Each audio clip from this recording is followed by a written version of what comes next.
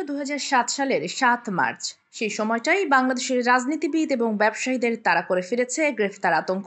জানুয়ারি মাসের ১১ তারিখ সেনাবাহিনীর হস্তক্ষেপে ফখরুদ্দিন আহমেদের নেতৃত্বে যে তত্ত্বাবধায়ক সরকার গঠিত হয়েছিল, সেই সরকার প্রথম ২ মাসেই ১৫০র বেশি রাজনীতিবিদ এবং ব্যবসায়ীকে টার্গেট করে দুর্নীতির অভিযোগে আটক করেছিল। তখন বিভিন্ন সংবাদ মাধ্যমে এমন রিপোর্ট প্রকাশ করেছিল যে কোনো সময় আটক হতে পারে তারেক রহমান। সে সময় সংবাদপত্রের খবরগুলোতে একটি চিত্র ফুটে ওঠে, যেখানে দেখা যায় ঢাকা সেনানিবাসের ভেতরে মইনুল রোডের বাড়িতে তারেক রহমান অস্থির সময় পার করছেন। সবকিছুর অবসান ঘটিয়ে অবশেষে ২০০৭ সালের ৭ই মার্চ তারেক রহমানকে গ্রেফতার করা হয়। তারেক রহমানকে ১০ দিনের রিমান্ডে নেওয়া হয়। ২০০৮ সালে তারেক রহমানকে কারাগার থেকে মুক্তি দেওয়া হয়। মুক্তির পর তারেক রহমান ২০০৮ সালের ১১ সেপ্টেম্বর লন্ডনে যাওয়ার উদ্দেশ্যে পরিবারের সদস্যদের নিয়ে ঢাকা ছাড়েন। উল্লেখ্য যে ২০০১ সালে বিএনপি ক্ষমতায় আসার পর তারেক রহমান দলের সিনিয়র যুগ্ম মহাসচিব হন।